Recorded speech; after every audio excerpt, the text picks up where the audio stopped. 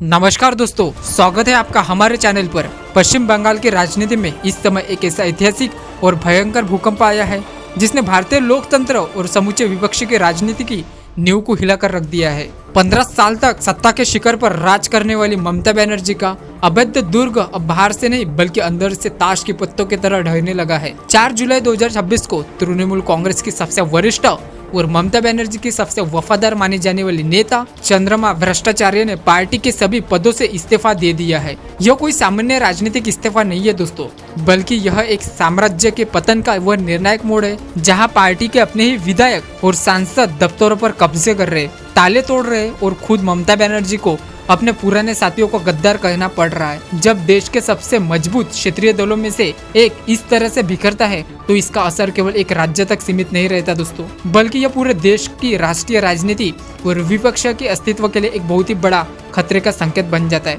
दोस्तों, आगे बढ़ने से पहले आपसे एक छोटी सी रिक्वेस्ट है, अगर आपको हमारी खबरें और विश्लेषण पसंद आते तो वीडियो को लाइक करें, अपने दोस्तों के साथ शेयर करें और चैनल को सब्सक्राइब करना ना भूलें।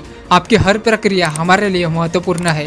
आइए सबसे पहले समझते हैं कि 4 जुलाई 2026 के इस नाटकीय घटनाक्रम की असल जड़ क्या है और चंद्रमा भ्रष्टाचार्य का जाना ममता बनर्जी के लिए इतना बड़ा झटका क्यों है। चंद्रमा भ्रष्टाचार्य कोई आम नेता नहीं है दोस्तों, बल्कि वह तृणमूल कांग्रेस के जन्म से लेकर आज तक पार्टी के सबसे मजबूत स्तंभों में से एक रही है। उन्होंने वित्त मंत्रालय, स्वास्थ्य मंत्रालय और पंचायत एवं ग्रामीण विकास जैसे बेहद महत्वपूर्ण विभागों की जिम्मेदारी संभाली थी।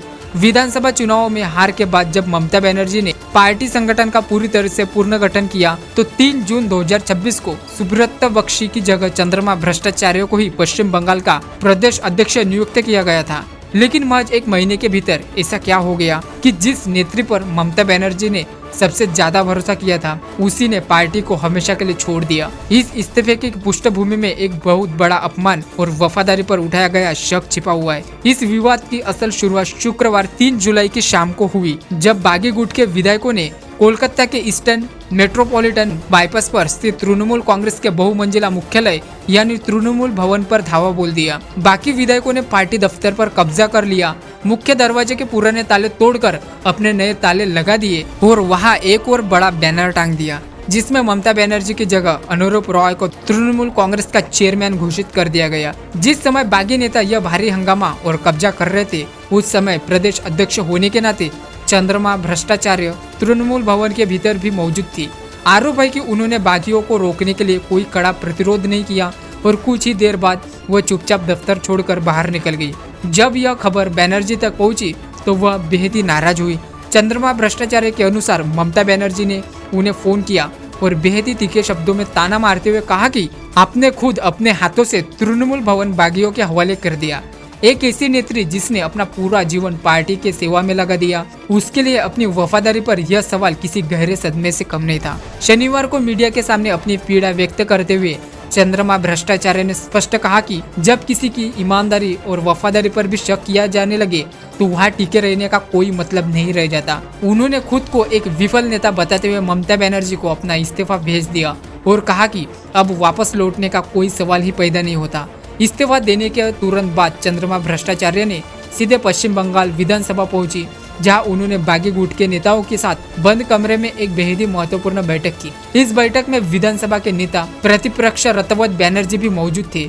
चंद्रमा भ्रष्टाचार्य हालांकि हालिया विधानसभा चुनाव में अपनी दमदम उत्तर सीट हार गई थी, लेकिन उनका बागी खेमे के साथ खुलेआम जाकर बैठना ये साबित करता है कि ममता बनर्जी के अपने ही घर में विद्रोह की आग अब काबू से बाहर हो चुकी है। बागी गुट के नेताओं ने उनका जोरदार स्वागत किया और कहा कि चंद्रमा जी, इस अपमान को बर्दाश्त नहीं किया जा सकता है, इसलिए अब हम आपके साथ हैं और असली तृणमूल कांग्रेस हम ही है। इन सभी भारी बगावत और पार्टी दफ्तर पर हुए कब्जे के बाद ममता बनर्जी ने शनिवार को अपने आवाज से एक सोशल मीडिया लाइव स्ट्रीमिंग के जरिए अपने विरोधियों पर अब तक का सबसे तीखा आक्रामक हमला बोला। ममता बनर्जी के चेहरे पर गुस्सा और निराशा साफ देखी जा सकती थी।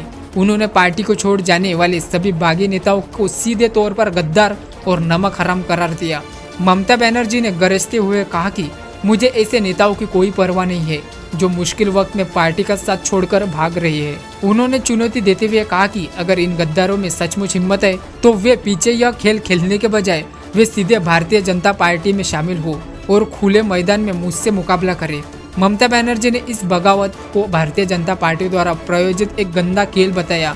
उन्होंने कहा कि जो लोग आज पार्टी छोड़ रहे हैं वे दरअसल अपने काले धन, अपनी अनुकूल संपत्तियों और अपने ऊपर चल रहे भ्रष्टाचार के मामलों को बचाने के लिए भारतीय जनता पार्टी के दबाव के सामने घुटने टेक चुके हैं। चंद्रमा भ्रष्टाचार्य की इस्तीफा को खारिज करते हुए ममता बनर्जी ने कहा कि चंद्रमा तो पहले से ही जाने का मन बना रही थी, क्योंकि उनका बेटा पहले से ही बागी खेमे से हाथ मिला चुका था। ममता बनर्जी ने स्पष्ट किया कि एक दो नेताओं से जाने से तृणमूल कांग्रेस खत्म नहीं होगी, क्योंकि पार्टी की असली संपत्ति उसके साधारण कार्यकर्ता है। उन्होंने जमीनी कार्यकर्ताओं को पार्टी की सोने की खान बताते हुए कहा कि नेता भले ही बिक जाए, डर जाए, लेकिन बंगाल का आम कार्यकर्ता आज भी मेरे साथ चट्टान की तरह खड़ा है। दोस्तों, आज के इस गंभीर राजनीतिक विश्लेषण पर आपकी क्या राय है? क्या आपको लगता है कि चंद्रमा भ्रष्टाचार्य और अन्य बागी सांसदों का ममता बनर्जी का साथ छोड़ना यह सही फैसला है, या फिर यह वाकई वफादारी के साथ किया गया एक बहुत बड़ा धोखा है? और क्या ममता बनर्जी बिना सत्ता और बिना अपने पुराने नेताओं के फिर से बंगाल की राजनीति में जोरदार वापसी कर पाएंगी? अपनी राय हमें कमेंट बॉक्स में जरूर से बताइए। तो दोस्तों, आपको यह विश्लेषण पसंद आता है तो वीडियो को लाइक कीजिए, चैनल को सब्सक्राइब कीजिए। मिलते हैं नेक्स्ट वीडियो में। धन्यवाद।